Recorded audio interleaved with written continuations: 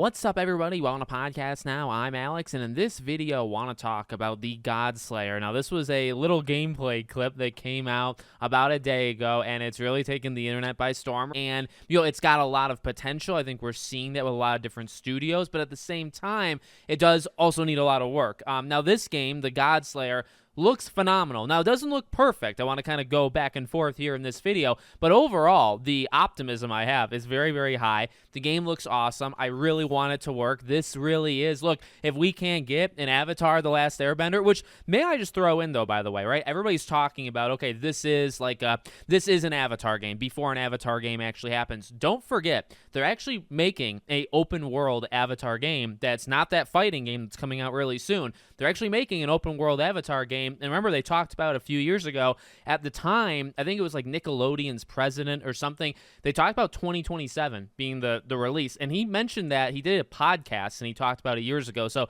just to throw that in, if we could get this and then an Avatar game and they're both pretty similar, that would be freaking awesome. But this game gives off those vibes. I mean, you see kind of the fluid movements. I mean, they take a couple hits, I think, almost to show it off, right? Your character gets hit, falls a couple floors, and then does that really acrobatic, like getting up type thing. And you love to see it. You love that. And I mean, just doing the bending, fire bending, earth, all of this stuff, it looks awesome. And that really is the takeaway, okay? The takeaway from this video, and the takeaway that the developers hopefully are observing, from us, should be let it cook as long as possible. You clearly have a good thing going on here. Work on the things around the edges. So what are those things? The voice acting, horrendous, okay? I'm not going to sugarcoat it because why should we? If we're going to praise it for all of the potential, we also, I think, need to tell it what it was absolutely very bad at and needs to work at, to be a well-rounded game when it eventually comes out. Voice acting, really, really bad. You're not going to have a game that's got likable characters, including a protagonist. You're not going to have that if they sound terrible. So I understand, like, Chinese developer, they may not be all that into, or they may not have the knowledge of finding some really good, say, like, English voice acting, but you got to figure it out. Okay, that's one. Number two, I mean, the trailer seemed to almost have frame rate issues. It had, like, stuttering, and I'm pretty sure that wasn't me. It's the trailer. To be honest with you, I actually think the game seemingly ran better than the trailer. But here's the thing. From the description, it's an open world game. Open world steampunk fantasy RPG.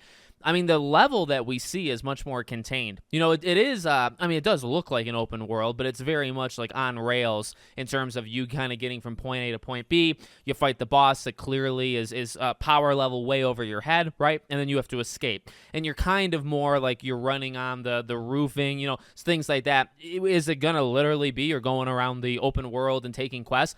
Probably. I would also, though, kind of petition them to not make it too open. I feel like the more open you're going to make it, the more probably flaws with the engine or the performance, that stuff would start to show itself, basically. So, yeah, I mean, performance is always going to be a thing, right? Visually, I will say, there's times where this thing looks incredible. I would say any of the combat, like the movements of the combat, I'm doing it with my hands, behind the scenes when I'm recording here, just with my voice. Like, it does look really good. And I think some of, like, the far away textures, things that are not directly up in your face, actually look quite good. I would say it's more, the characters right in the beginning, when both, like, the apprentice and master kind of standing there, they look really rough, right? And I get it. This is not, the game doesn't come out tomorrow, right? For what it's worth, and just to show you guys that I understand that, clearly they have so much time, but that does need work. There was the time, and by the way, for as much as I love water, this thing was right up my alley. So all the water bending was incredible, but also when he took the massive amounts of water, right? And he spilled it, or, toppled it, whatever you want to say, on the enemies, and then it dynamically hit him, and then he slid down, right, the character.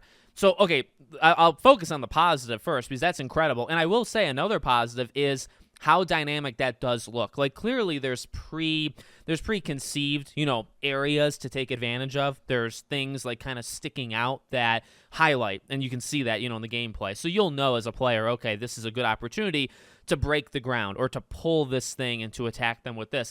But that was kind of a mix, because it was there, and I think they probably could have done that at any time they wanted. They just kind of timed it with, like, the end of that battle, right? So it knocks them out and knocks them, over, and that was phenomenal. Like, that, I need that every 5 minutes, to be honest with you.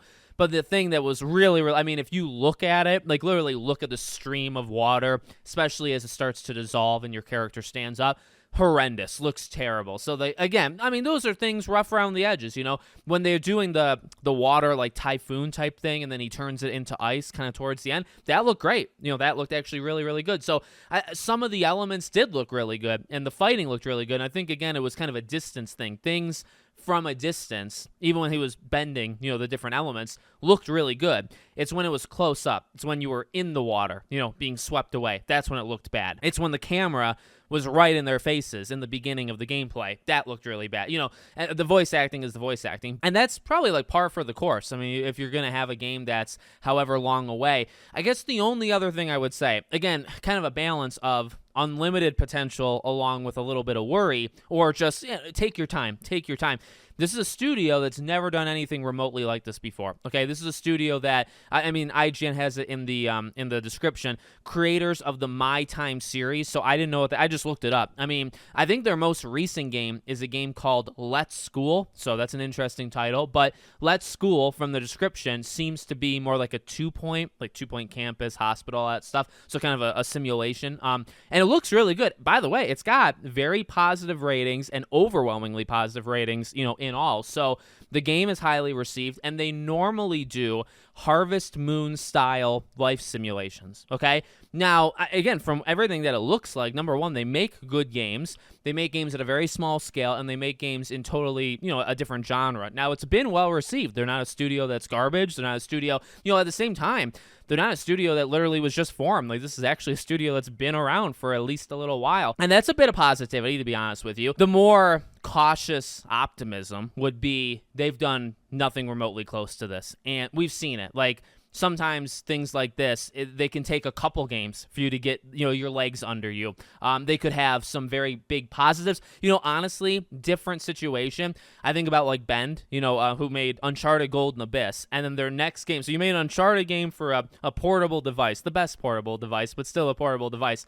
The next game they made was Days Gone. Now, Days Gone, to me, is a really, really solid game, has a couple really fantastic ideas that work really well, okay? A couple excellent things, and the rest of the game is not so well-rounded. It's more of like an okay or maybe an average, above-average type game, and then they excel at like 2-3 different things. And if they were able to make a Days Gone 2, say everything went well, they could take what they learned the first time and do it the second time, because it was the first of its kind for that studio.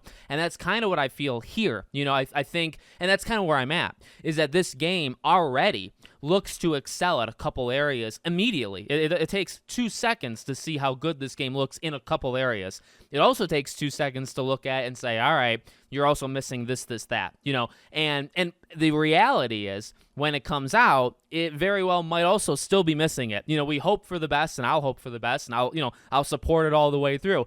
But at the same time, it is very likely and possible that it comes out and it's got noticeable strengths and noticeable weaknesses. And that's generally how games like this operate in the first place. But I'm really excited. I really am. And hey, if that Avatar game never comes out, then this is the closest thing, and it's close enough, I think the reality is, though, we're actually going to get an Avatar game, so that'll be pretty cool to have both of these. So let me know what you guys think. Make sure, as always, you're subscribed to the channel, bell icon turned on, and I hope to see you all on the next one.